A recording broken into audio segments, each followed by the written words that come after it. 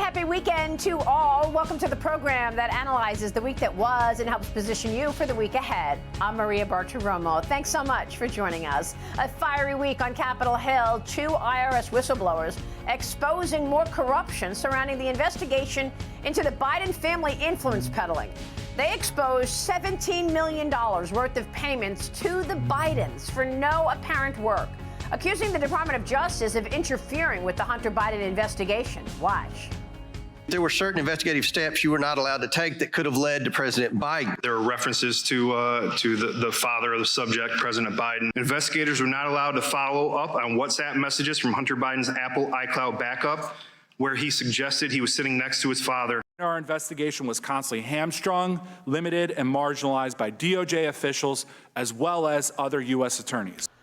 All of this as an unclassified FBI document details stunning allegations that President Biden and his son Hunter Biden were involved in a multi-million-dollar international bribery scheme. Joining me right now from the House Judiciary and Oversight Committee is Congressman Andy Biggs. Congressman, it's great to see you this weekend. Thanks very much for being here. What have you learned about the Biden family influence peddling? What have they been doing? Has this been going on while Biden was vice president? Yes, Maria, this was going on, and it was selling of access to Joe Biden. And the most damaging thing in the FD 1023 is the quid pro quo allegation that $5 million went to Hunter and $5 million went to Joe Biden, who was then vice president, to stop an investigation into a Ukrainian energy company called Burisma, in which Hunter Biden actually was on the board of directors. So that's $10 million right there. That doesn't include the $17 million coming from Romania and other Ukrainian sources. So you have a pretty significant amount of money there. And going through multiple accounts, there were the whistleblowers, Shapley and Ziegler testified, there were at least 20 LLCs that were being used as shell corporations. And we have seen records from many banks and suspicious activity reports from dozens of banks. So this is going on. Now, don't forget, you've got a Maltese bank that was set up for Hunter Biden and to use these transactions. So this is a broad scope here. But it's not overly complex when you get down to it and start peeling it back. What made it difficult was that the DOJ and some of the U.S. attorneys were preventing the investigators from actually doing their job.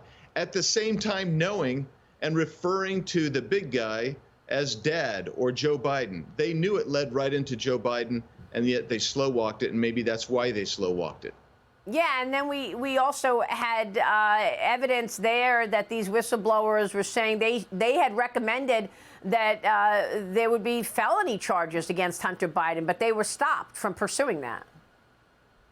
Yeah, that's right. Mr. Ziegler wrote a 99-page prosecution recommendation, and it was agreed to by line attorneys, even supposedly and reportedly by David Weiss, who was the Delaware U.S. attorney, and yet it was stopped by headquarters in D.C.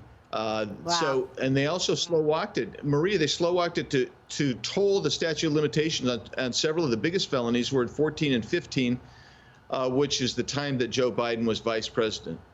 Yeah, and let me get your take on what kind of decisions Joe made as vice president to perhaps justify him pocketing all this cash. Because I've got details here of a memorandum of understanding that he signed back in 2013, 2014, where he allowed all these Chinese companies to trade on exchanges in the U.S. and not follow U.S. accounting rules. Was that a decision that he was paid for? What about the decision when he walked into the White House to cancel the China initiative? Was that a decision that he was paid for?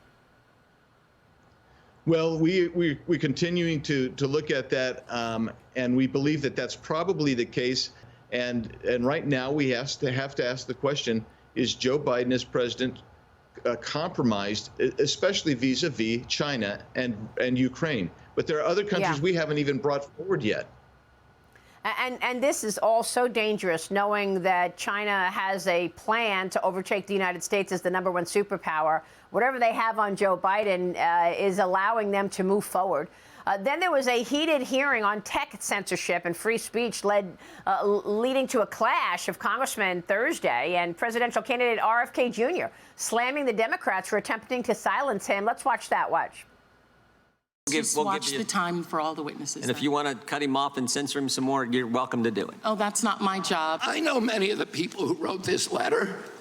I don't believe there's a single person who signed this letter who believes I'm anti-Semitic. Allow me to answer my question. Mr. Chairman, I'd like about 10 seconds back. You are slandering me incorrectly. You're saying it's dishonest. A government that can censor its critics has license for every atrocity. House Judiciary Chairman Jim Jordan says now he's expanding his big tech investigation to include Meta's new Twitter competitor, Threads. He's asking Mark Zuckerberg to hand over documents by the end of the month. Congressman, tell me about the censorship and your colleagues on the left's response to that hearing. Well, that hearing was, they opened up the hearing with a letter trying to prevent Mr. Kennedy from testifying. And then they kept trying to censor him throughout, and they slandered him and used defamation. The reality is they didn't like what he had to hear. I am pleased to say that I have some of my Democrat colleagues in the Judiciary Committee that are helping us try to mitigate against some of this censorship. But I thought the Democrats' performance here was absolutely outrageous. I was disgusted by it, and I think it should be a warning to every American. I think Mr. Kennedy's exactly right. If your government can censor the government's critics, it can engage in atrocities, authoritarian practices. It can abuse its power and try to take away other rights that citizens have. And I think that's what we've seen as there's been this collusion with some in the media with our police apparatus at the federal level to suppress information, and that gets back right into the Hunter Biden laptop as well. But I was disturbed by what I saw in that hearing. Hi, everyone. I'm Brian Kilmeade. I want you to do me a favor. I want you to click to subscribe to the Fox News YouTube page. This is the only way that I know for sure that you're not going to miss any great commentary, any great news bites, any great interviews coming your way on Fox. You can get it all here on YouTube. So subscribe right now.